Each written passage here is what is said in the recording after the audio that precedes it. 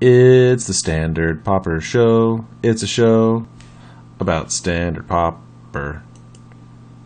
Hello, everybody. It's me, Brennon, your lovable host. Along with me, as always, are my two co-hosts, Sam, the Vault Boy Hunter. Say hello, Sam. Hello, everybody. And Dan, the fan of history. Hello, everybody. Hi. Oh, Dan. So, what do we got? Well, you know what? I mentioned it several episodes ago, and we've been talking about not just Standard Pauper, but we've also been talking about regular Pauper with the Gauntlet. But I want to continue that tradition. We're going to expand the show and more regularly talk about other budget formats. So let's talk about what happened this week in Standard Pauper. Nothing. This is the week. That's the dead week. Give everybody some time to brew with the new cards before the next PDC tournament happens. So I'm afraid there's not much to talk about. But that doesn't stop us. No, it does not. First up, we have Dan. Dan, what was your week like? Dan, do you have any announcements or updates for us? My week was great. I played some Standard Pauper. I played White Weenie and with Triplicate Spirits, and I felt that this is not me. And I played Gary's Cruise. Yes. Yes. You love you some cruising. And now, we're actually working. I have forced Power T to work on Gary's Cruise list for Classic Pauper. Wow. So you can look forward to that. That's going to be interesting. So our Medio is not liking the Sultai emissaries. I haven't tested them enough yet. But Whisk Away is a hit. Whisk Away seems real strong. Yes. I like it too. It's amazing, pretty much. And the win rate with Gary's Cruise is just... it's just very high. Right. Flyers are troublesome, but that's about it. Right. So it seems the Triad maybe makes it back into the deck. That'd be interesting. I do have an announcement. Oh, really? And it's a pretty big one, and it's for the whole Magic Gathering Strat thing. YouTube, the website. Yeah. And you have the scoop. It's the first thing here. There will be more on the YouTube channel and on the website about it. All right. But I just want to give you the reasoning behind it. So I started the YouTube channel. We now have 2,400. I'm clicking here to see the exact number. 2,425 subscribers. I started it in January of 2013. Mm-hmm. During these 2 years, I've had the privilege of having a pretty easy job to do in the daytime. So I've been able to do a lot of videos. I have maybe had to spend about 10 hours a week actually working. Wow. Nice. But I've known for some time that this is changing on March the 5th. That's why the Pauper Gauntlet had to end. And on March the 5th, then, I will be forced to work a full work week like everybody else. And you're going to join us working stiffs, huh? I'm trying to avoid it. So I'm looking for other ways out. Because I'm lazy and I love to do magic videos. Oh, I hear you. So there is possibly a way out, but I'll talk more about that next time. But this is just the background for what you are about to see.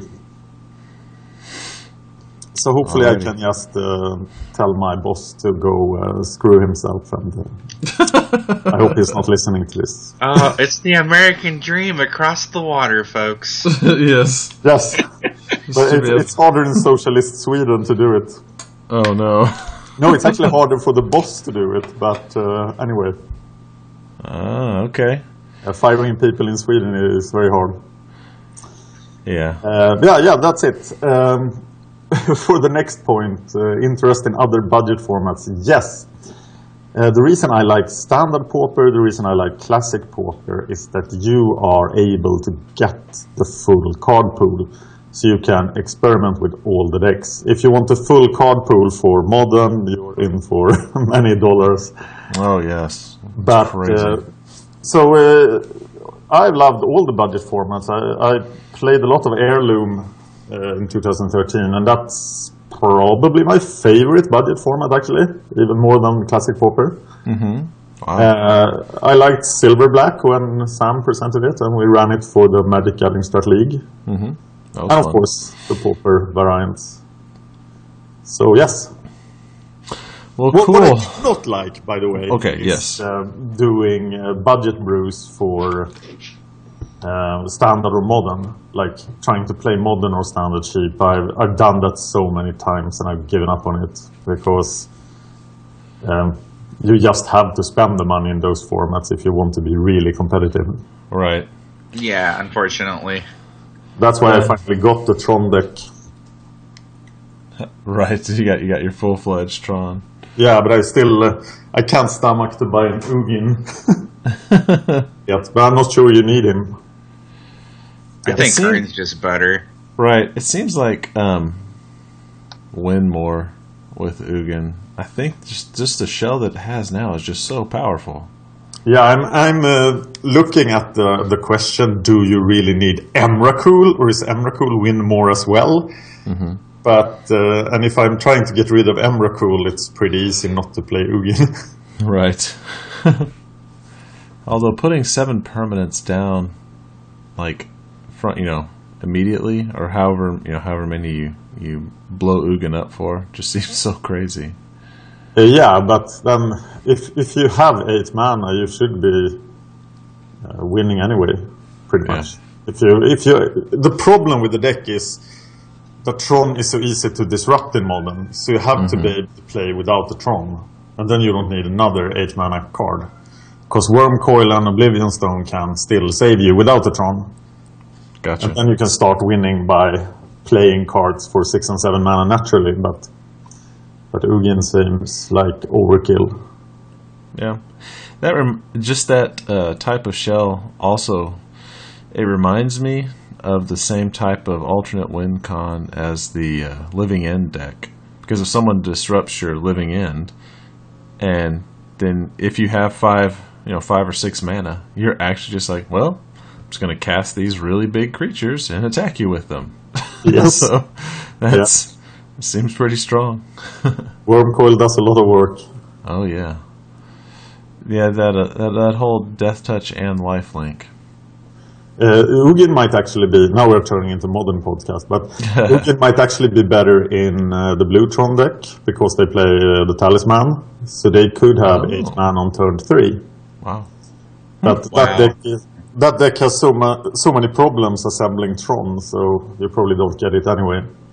Yeah, and it lacks a lot. I actually had that deck and I played it for a little bit. I had put it together, and it's just not as flexible as the Gruul version. So I'm actually posting a video on Friday when I play Red Green Tron versus Mono Blue Tron, and then you'll see the differences between the decks, because I just crush him.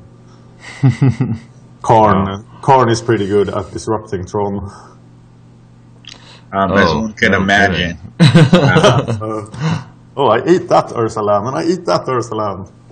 No towers for you ever. No. Right. Exactly. Okay, enough Modern. Okay, enough Modern. Sam, what was your week like? The opposite of budget format. My week, busy, work. I've not had any energy to think about Magic, really. Unfortunately. I did buy a whole bunch of Fate. I know. I bought a bunch of Fate Reforged cards, crammed some into a deck, sat down and played a match, and I think my opponent was having connection issues. Oh man. So, and it he was playing, he was basically playing Gary's Cruise, and I won game 1, and he disconnected during game 2, and I was like, okay, I'm just going to go to bed. So I did. Oh no. So no announcements or anything, and the deck I was messing around was just Azorius prowess heroic junk. Mm-hmm. Even though I think the format might be moving a little bit away from aggro, from what I can tell. And I watched some of Baba playing Living End today. You can't let the ooze hit the board, Baba. Come on. Come on. You're playing Living End. What are you doing? Okay. And I love budget formats. Silver Black is probably my favorite of them, even though it's kind of dead. Heirloom involves too many spreadsheets for me. I love spreadsheets. Yes. I know. I would love Tiny Commanders to get a filter because it looks really fun. Pauper is amazing. Standard Pauper is typically a lot of fun. And I love Cube and Trees. Okay, trees. But anyway. So yeah, no. I like turtles. Turtles are pretty cool. So. All right. Yep. Well, that's cool. I myself don't have any major announcements. I guess in case people didn't know this, Dan and I are also working on another non-magic based podcast called the Fan of History. It's pretty cool if anybody wants to check that out on iTunes. We have to mention that you appear in episode 8, which that's true. Published yet. So right. I'm doing it with Kevin for episode 1 to 7. Yeah, but Brennon is showing up in episode 8. Stay tuned. Yay. Yes, and so it's actually educational and interesting. So if you're into that sort of thing, please check it out. Deck updates. I got the cards I needed for my mono blue deck. However, I have not had a chance to play it. I do have the cards, and I'm going to play it. Budget formats. Why, yes, I am into budget formats, as anyone who regularly listens will know. Pardon me. I believe that you can find competitive Magic in all price ranges. An interesting format, which has the potential to be a budget format, that I find very interesting, is the new, Sam mentioned earlier, Tiny Leaders. It's the Commander variant, and we'll talk about that in just a second. I do want to talk about a deck in Tiny Leaders. I came up with this one. I based it off of some other decks utilizing Hanna, Ship's Navigator. This is actually one of the times in Magic where they had just a ton of story actually in the cards themselves. And I've always liked, they've always had stories, but this saga was really great. Invasion went deep on the story and the flavor. Oh, yeah. So I missed those days of Magic. So I mean, look at Hanna. She's got a damn laser coming out of her arm. Don't all ladies? Yeah, I hope so. I get confused. Have you seen a lady before, Sam? I'm married. No. Yeah. Okay, Hanna, Ship's Navigator. But first, what is Tiny Leaders Commander variant? It is a 50-card deck, including your Commander, Singleton, aside from basic lands, and those cards. 2 cards. Yeah.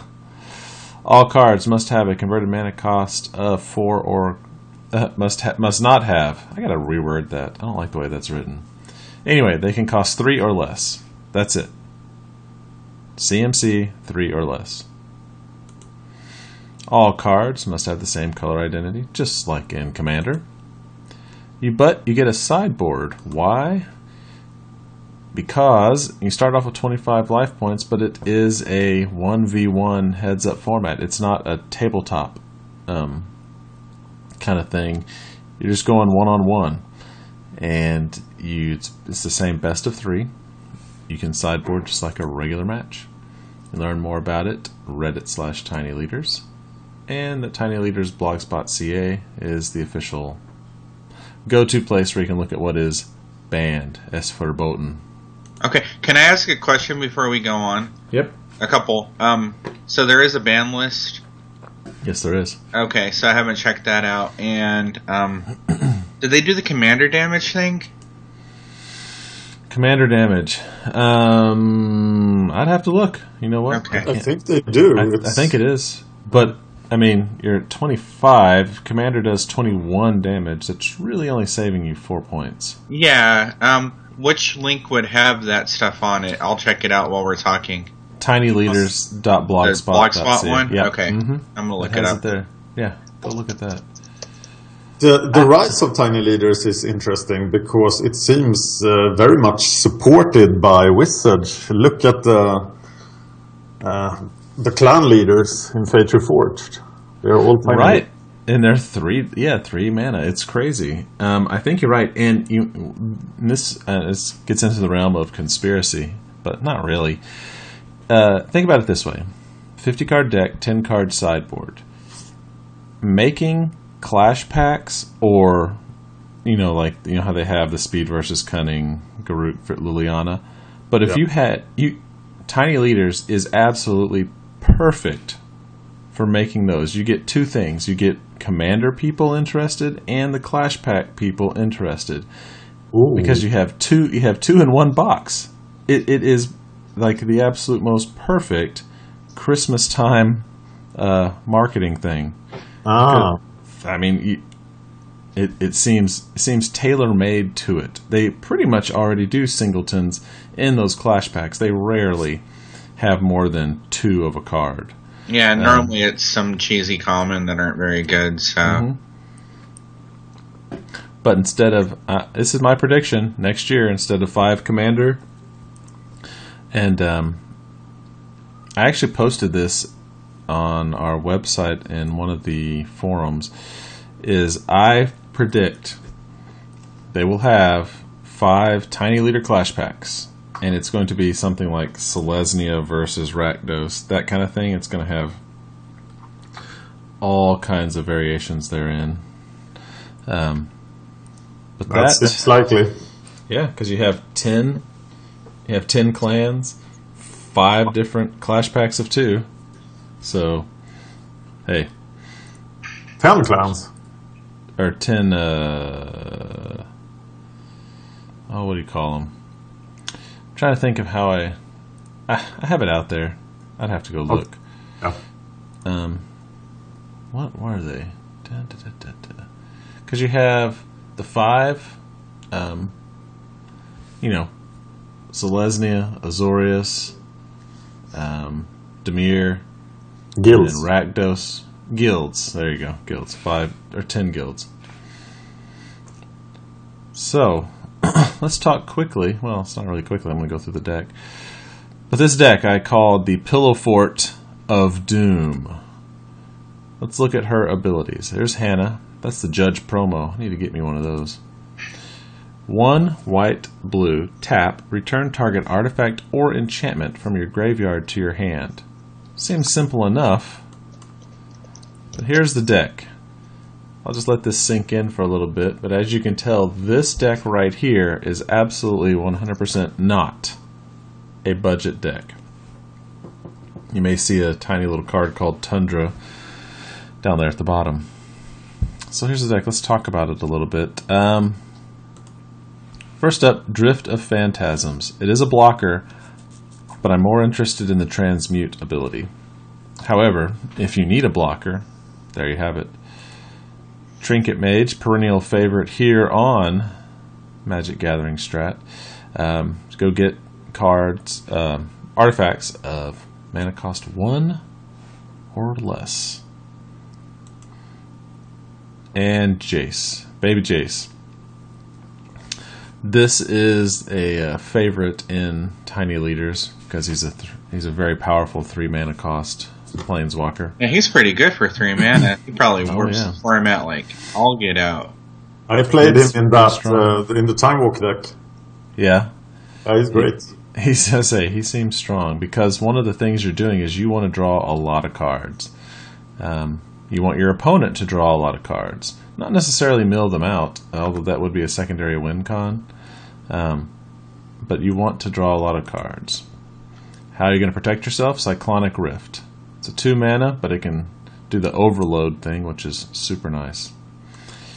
Enlightened Tutor, when you're looking for an artifact or enchantment card, because the artifacts and enchantments are your protection and your win conditions. Forbid, because it has a buyback, and discard, so you use Hanna's ability once you've discarded artifacts or enchantments to get them back. It's pretty nice. Muddle the Mixture, you can use it as a counter, but mostly it's a transmute. Mystical Tutor, again, you search for an instant or an interrupt, folks. Mana source sorcery card. There's been some rewording on Mystical Tutor. Fabricate.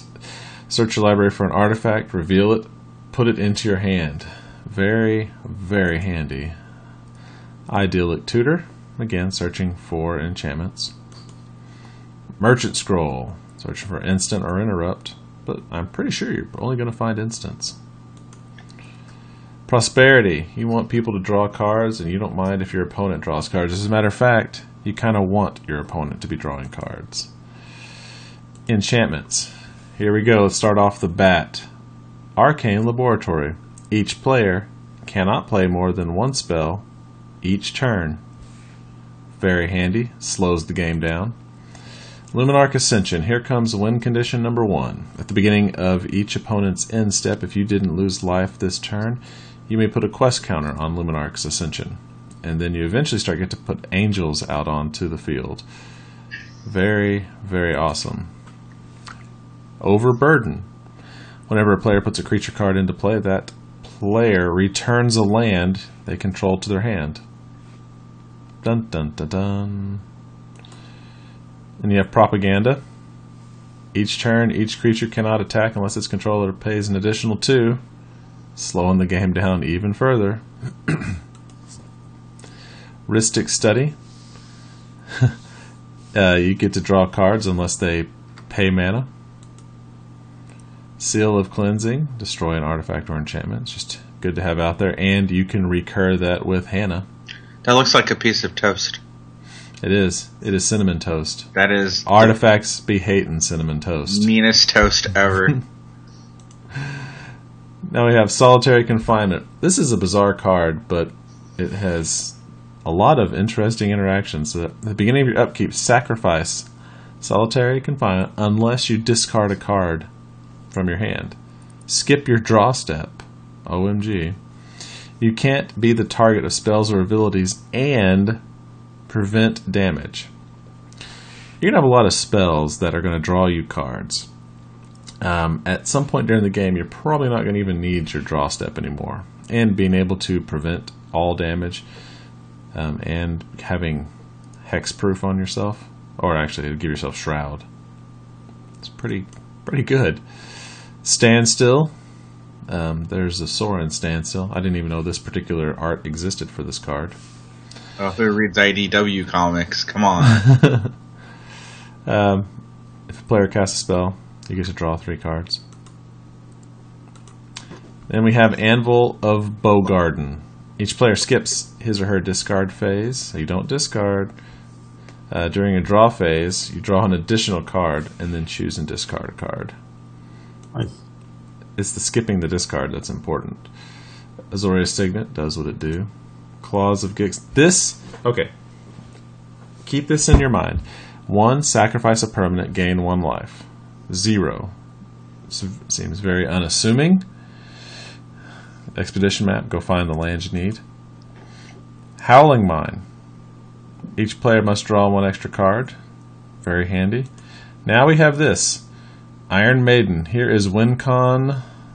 I would say this is your primary WinCon. During each of your opponent's upkeeps, does 1 damage for each card in their hand, more than 4. Does this mean Black Vice is banned? I believe Black Vice is. Black Vice is banned. Yes, Black Vice is banned. But this is the opposite. No, It's the rack, right? No, it's Black Vice. Oh, it is. No, it is. Yeah, it's Black Vice. The rack is the other way. Okay. Oh, that's it. So Iron Maiden. In the original, in the original. Oh no, go ahead. Back in the very early days of Magic, when you started, land mox 3 black vices. Ouch. You go. Yeah, me go what? I'm dead. And then strip mine your land. Right. Oh, those were the days. Things. Yes. Wow. Only skill in that game. All right, and then you have Divining Top because nothing can smooth out draws more than Divining Top. Oh God, I and hate lure your opponent into quitting. Yeah. In response, I Divine Top. At the end of your turn, I Divine Top. In response to my draw, I Divine Top. Because Yes. I'm bored, I Divine Top. Yes, it's awful. Oh. Okay, here we go, folks. Static orb. Players cannot untap more than 2 permanents during their untap phase. This is one of my favorite interactions. Okay, you play this. They can't untap more than 2 permanents. All right? At the end of their step, you sacrifice it to Claws of Gix. At your upkeep, you do whatever you want to do. Then you recur this with Hanna, play it again at your end step. Oh. So that you just keep this cycle going. You do whatever you want, they aren't doing crap. Yeah, Hanna. She's a mean, mean woman. And then you also have this. Winter Orb. Player may not untap more than 1 land. Good old Winter Orb. Yes, and you can do the same thing. Sack it at the end of their turn. Recur it with Hanna. So good. I remember playing this with Nether Void. Oh, yeah? Oh. All spells cost 3 more. Yes. Than Winter Orb. And of course, 4 Black Vice. Where's 4 Black Vice? Why not? Yeah, why wouldn't you have 4 Black Vice? And all the strip mines? Yes. Yeah, 4 strip mines. Crazy, crazy, crazy. Good old days of Magic. Just look at that art. It's so delicate. My favorite art so far has been the Howling Mine art by Mr. Mark Pohl, with the 2 little eyes poking out of the mouth. I had a 120 card green and artifact deck that I loved when I was a kid, and I had 4 Howling Mines. I just want to draw all the cards. Nothing wrong with that. It's awesome. All right.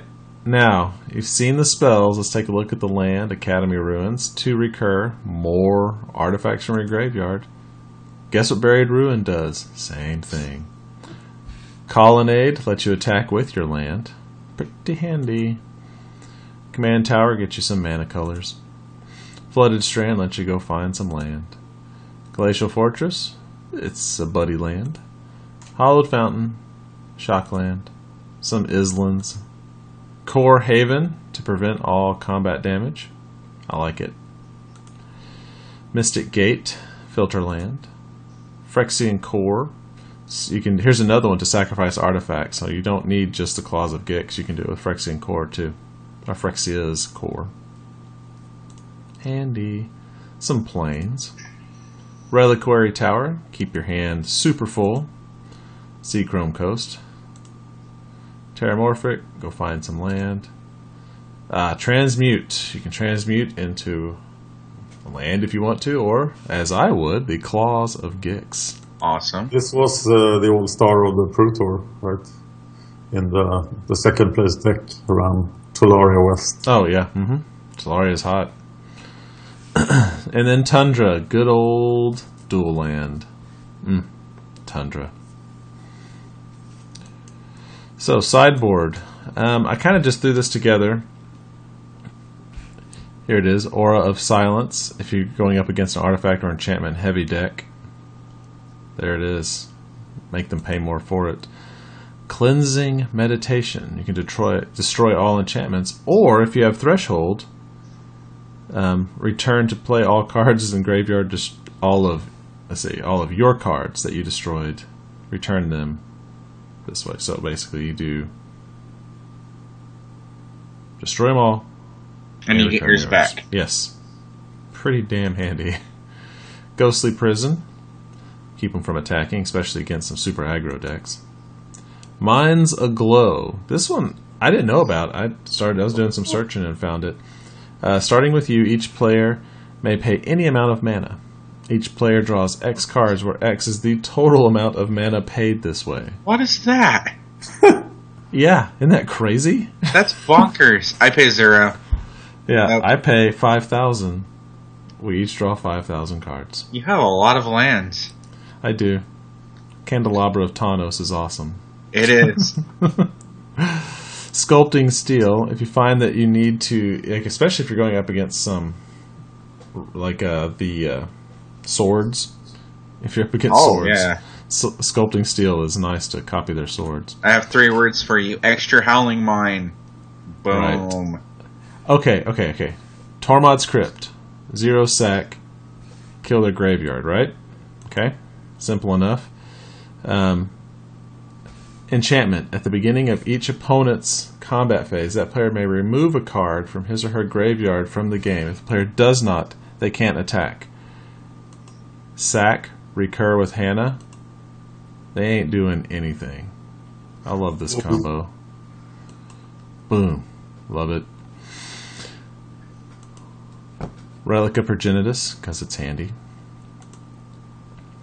Valorous Stance. If you are having a hard time keeping your commander alive, that you can make it indestructible. And I like the card. Celestial Flare. If you're going up against a Tron commander, this is a good one. I don't think enough people play this card.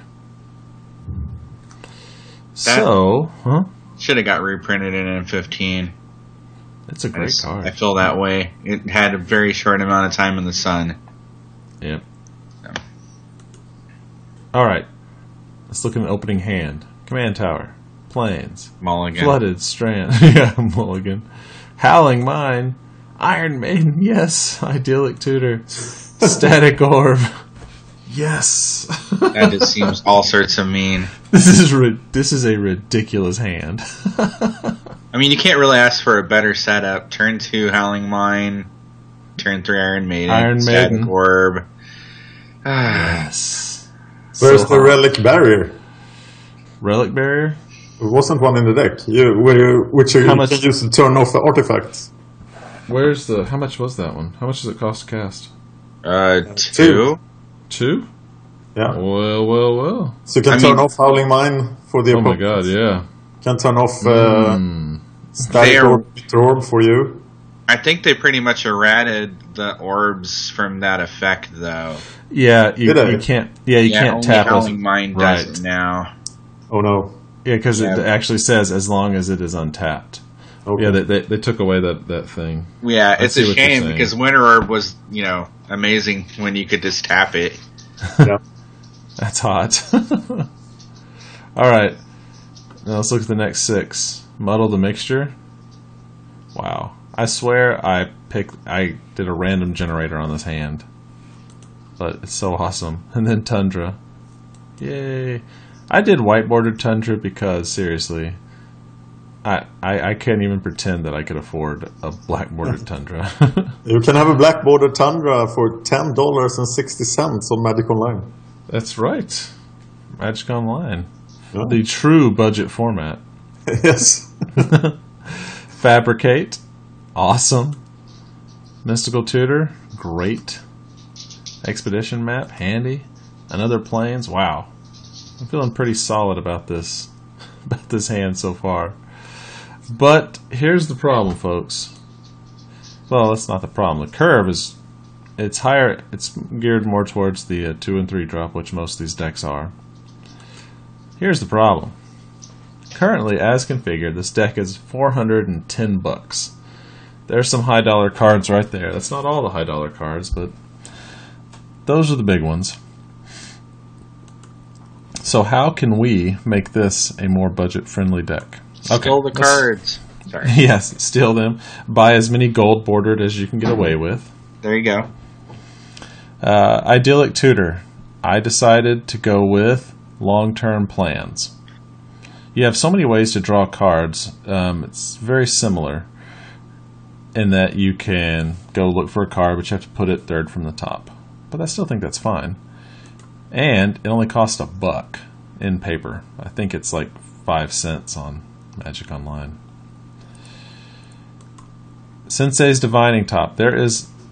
Okay, let's get this out in the open. There is no replacement for Sensei's Divining Top. But we can come a little closer. Crystal Ball. Scry 2. 1 mana, Scry 2.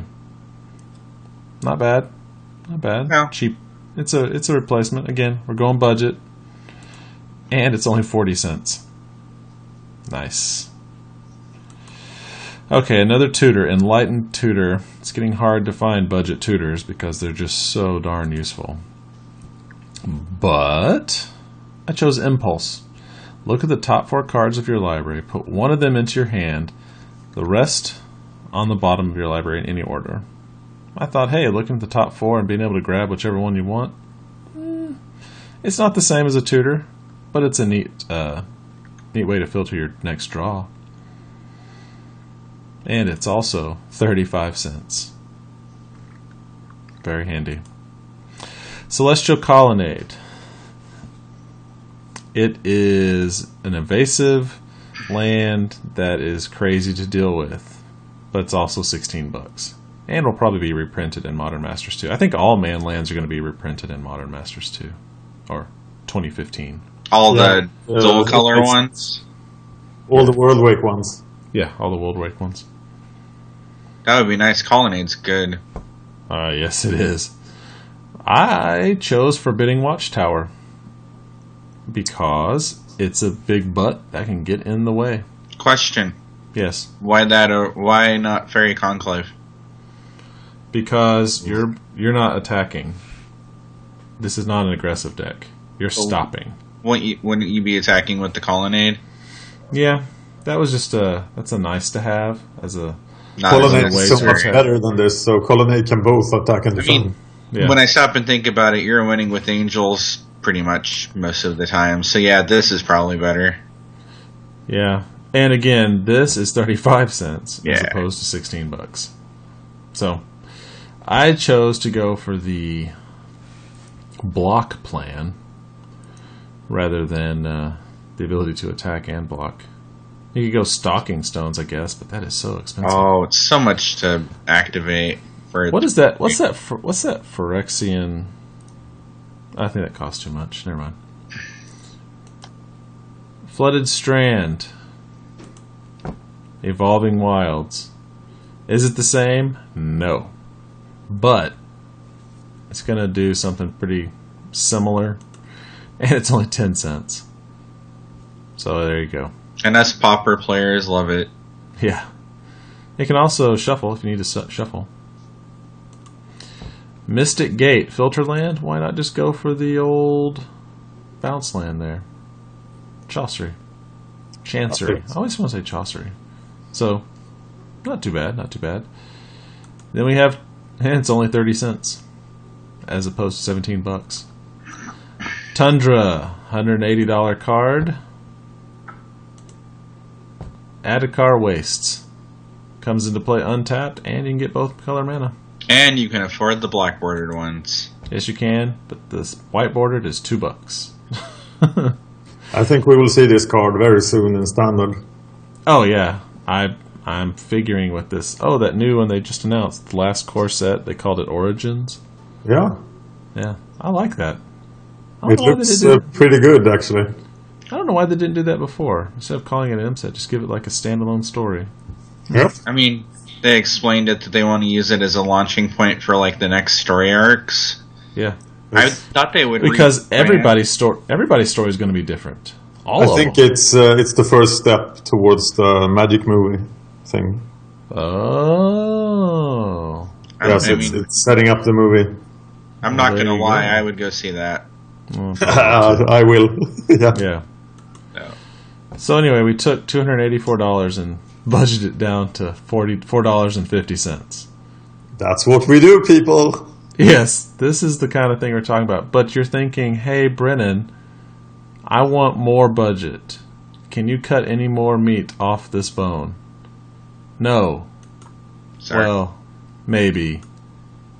That's still, money. Let's talk about it. Okay.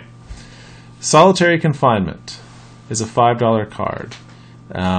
It does all those things. Personal Sanctuary is a 10-cent card. It does give you hexproof, but it doesn't prevent all combat damage. Hallowed Fountain, replacing it with Tranquil Cove. Academy Ruins, replacing it with Halimar Depths. So yes, it doesn't do the same thing, but it does let you kind of look at the next 3 cards. Kor Haven, to prevent damage. Mystifying Maze also prevents a single damage. Very similar. I find that those are actually really, really similar. Wait a minute here. What was the total sum of the deck before this? The total sum was $410. Yeah, and when we did the initial budget cuts. Oh, I took that out because it fluctuated so much. Okay. But the total was right around $130. Okay, what was the 450?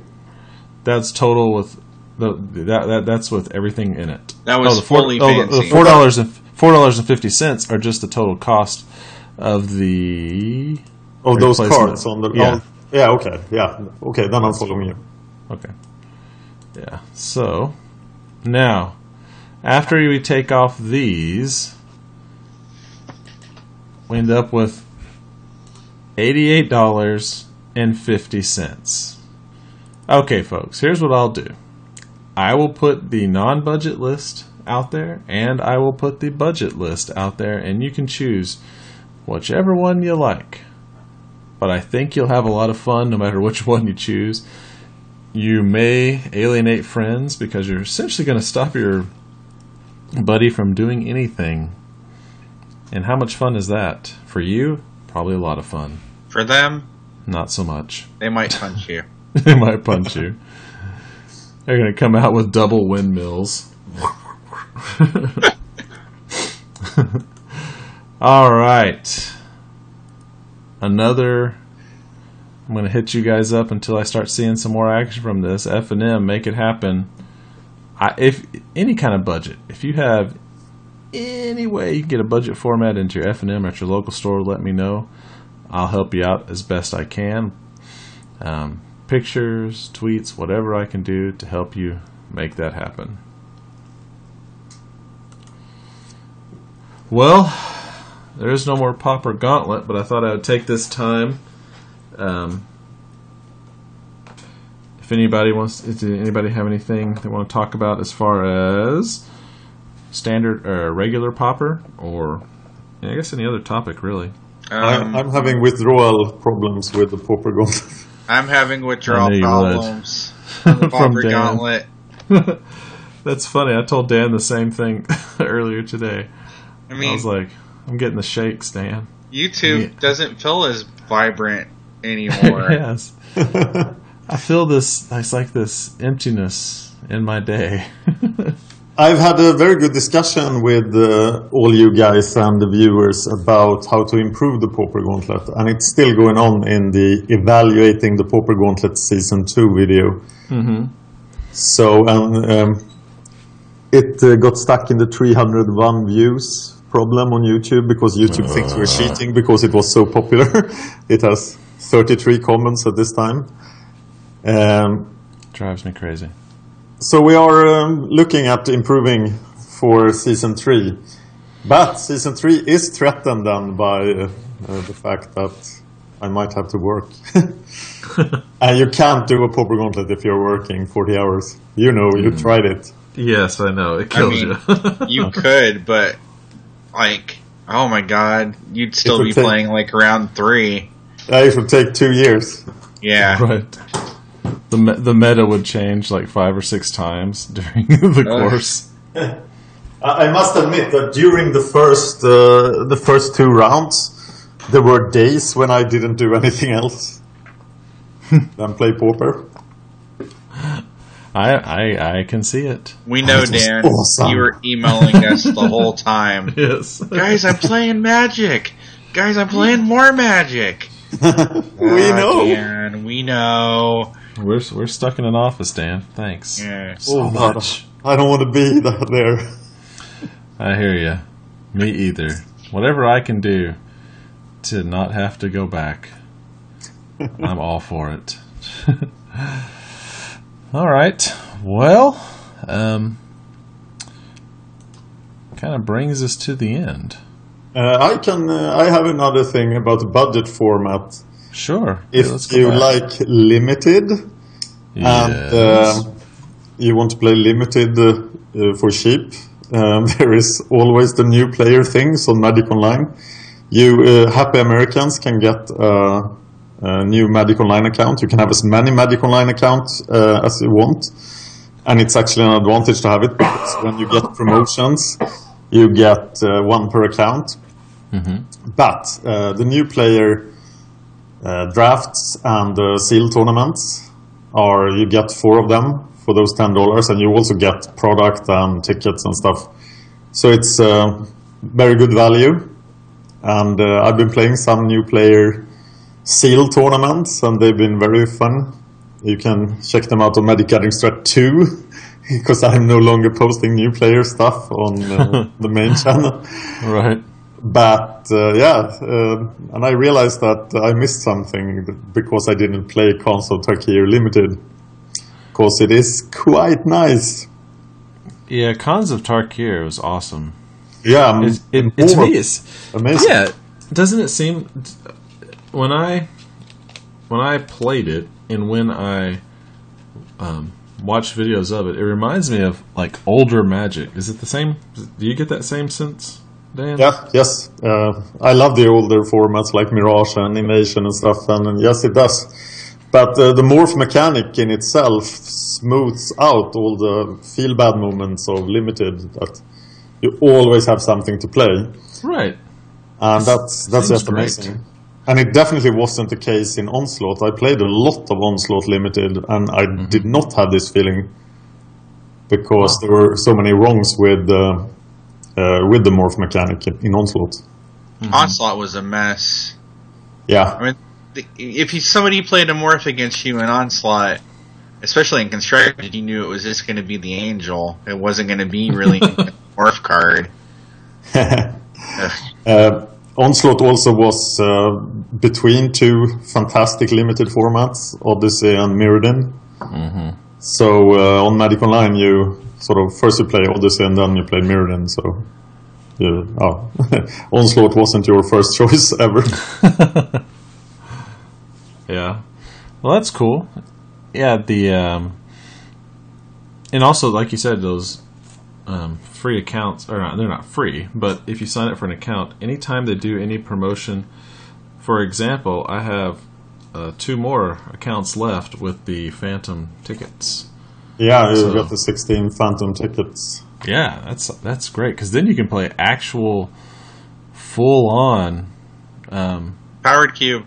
Powered Cube, play it. Or you can play Powered Cube, or you can play Phantom Sealed, and you're actually playing like real on 8-person tournament. Phantom Sealed. It's cool. So that is a good. I think that's a good use of a little extra cash if you ever feel like doing it. Yep, it was pretty good to have multiple accounts when the 10-year anniversary was a thing. That was very cool. 4 free decks. Oh, really? Yeah, you got depending on how many years you had the account, you got up to 4 decks. Whoa. And they were good decks. Really? Yeah, it was the Slivers deck, there was a Burn deck, there was a Reanimator deck. Oh, all those decks, like the yeah, and one more. I can't remember. The Fire and Fire and Lightning, the Graveborn, Slivers, and I've been multi-accounting since the first week of Magic Online. So I was like, yeah, nice. That's pretty cool, actually. Yes. Well, awesome. This week's finance tip: pick up the Burn deck. It's really cheap. You can get it for $2, and just almost any 4 cards in it are worth $2. It's really strange. There are like Flames of the Blood Hand and a lot of burn stuff. Right. You can actually buy the full decks for only $2? Yes. On the wiki price, you can see the bots that don't know what to do with the deck. So, the Slivers deck. And I think the bot owners are it's like, oh, you should never open products, so they haven't opened them. I mean, yeah, I bought 2 of the Slivers decks for like $1.50 each. Yep. Because I love the lands in them, because they're basically just Tempest lands. They're all foiled. They're really cool, so... Yes. Huh. Well, that's awesome. Yeah. So buy them. Buy them and give them to me. And if you ever want to play Vintage or Legacy Reanimator, you can get the Entombs in the Reanimator deck. Oh, Very right. cheap. Wow. That is a good finance tip. Yep. I think I might log in after this. And go get them. Yeah, cool. All right. Well, very good. Well, I guess... What's up with the Magic Gathering Strat Leagues? We are doing another one? There's not one going on right now. I think everybody at the moment is involved in Gwyned's. Yeah, of course. Yeah, it's the Sealed League. Yeah, Sealed League, which I will say I won my first week. I was pretty happy about that. And I couldn't find time to play my match, so I just conceded it to my opponent, because it was my fault. I just ran out of time. That's too bad. Yeah, I wanted to play, but what pack did you pick to add? Another pack of M15. Really? OMG. That's what I added. I went straight up cons. Nope. M15. Wow. Are you saying white, Brennon? Yes. Why would I ever want M15 then? Wow. Yeah. I'm actually playing, it's closer to Selesnya. But I'll say this, with that next pack that I got, I replaced 3 of the cards in my deck. So I'm pretty happy. I'm pretty happy with the deck that I got. Mm-hmm. Where are the Magic Online leagues? Damn it. They said they would have it last year. Oh, yeah, wait, they said they would be back in 2011. I have a feeling it's going to happen soon. You think so? Oh, yeah. I think it'll be... I mean, they've already announced they're going to be announcing some stuff at the PAX thing, the first week of March. Oh, okay. And I think they're going to give us 2 cards from Origins. They're going to announce the fall set, and then I think they'll probably announce leagues then.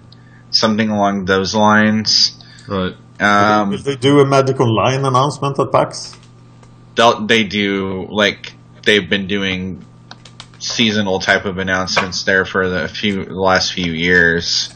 All right. So, yeah, they could definitely do it. Oh, I think they'll give us a couple more juicy Modern Masters.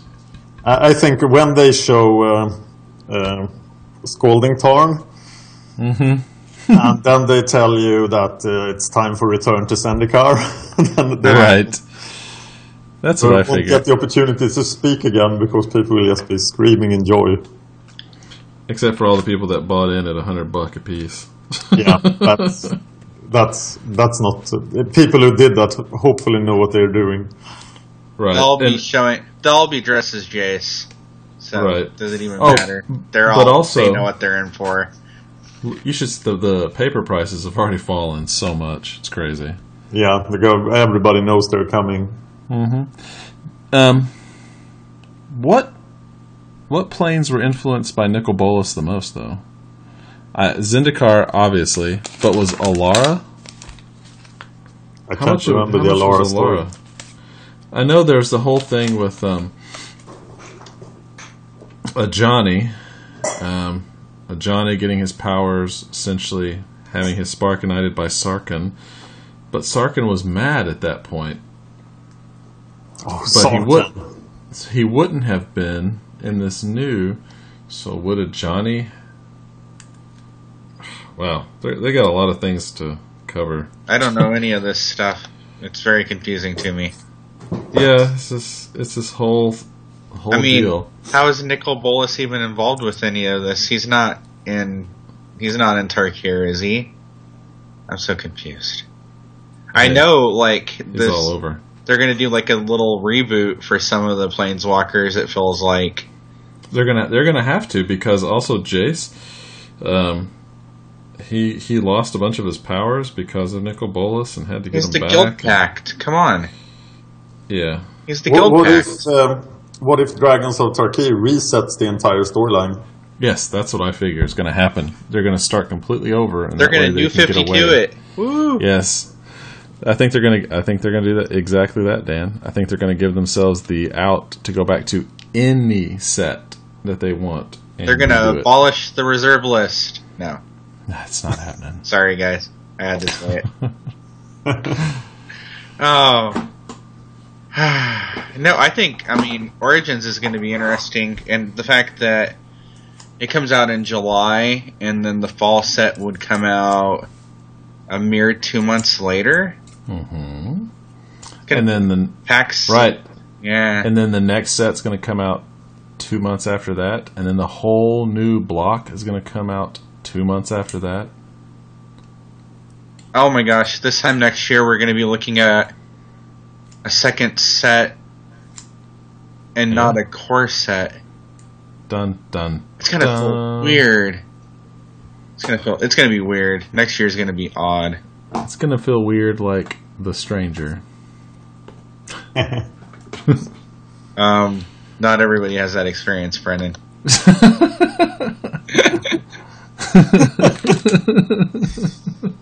I think the biggest thing coming up is, of course, Modern Masters 2. Well, I think it's big, but like for our purposes, we're probably gonna like look at what rarity downshifts. Yeah, that's not gonna do Pauper. So I think they're gonna. Yeah, see, I don't know how much more we can expect from Modern Masters. Lingering Souls at common. No. Oh my god. In it. Did you watch any of this weekend? There were so many spirit tokens. Yeah. All over the place. So that would be awesome, but I don't think it's going to happen. But, I mean, they dropped in Vintage Masters, they dropped at least one rare down to common. I doubt that'll happen in Modern. Yeah, but they did in Modern Masters 1. Yeah, what did they drop? Perilous Research. Yep. There were like 5 cards. I mean, they dropped some uncommons down to common. Yes. But no rares down to common. No. But they did in Vintage Masters. They dropped the Solitari Emissary down to common from rare, so... But old creatures suck. At every rarity level. Yes. Yeah, so... Yes. Oh, you mean I could pay to give it Shadow? That's a rare that I want to rip. Bum, bum, bum, bum. Yeah. I'm actually considering, as I think most of the Tron deck will be in Modern Masters 2. Mm-hmm. I'm considering buying into the paper Tron deck. Uh-oh. Yeah. Oh, damn. Yeah, where's this coming from? I don't know. My cousin's son is playing a lot of paper Magic, quite close to where I live in the capital. Yeah. So, and he has built a Storm deck, so I was like, maybe I should go and beat up the kids with Tron. Modern Storm? Yeah. Oh, that deck is mean. Yeah, and it doesn't work anymore. As you could see on the Pro Tour. Even John Finkel abandoned it now. And he loves himself some Storm. Yeah, for Infect. Yep, Infect. The deck I got. Yes, I have it. So awesome. Yeah. It's kind of like playing Storm. Yeah, Infect is dirty. It is. Pump, and then that new 7-drop. Become Immense. 6+6. Become Immense, yes. Oh, the card's amazing. I mean, buy Treasure Cruise. Hello, Become Immense. Yep. I had an amazing fight with an Infect deck yesterday with the Tron deck, but he quit after it was 1-1. So it's a pretty bad matchup for Tron, but I had never played it before, so I was really excited. Did you record it? Yes. Okay, good. No, I didn't. Sorry. No. Dan! I've been playing Tron off camera lately. Dun, dun. Wow, that's different. That's how much he loves. I have to get to 100 matches. I was about to say you must be actually you're really into this deck. Yeah, I think if I get to 100 matches, I think I can play it in tournaments, and I will be good enough, hopefully.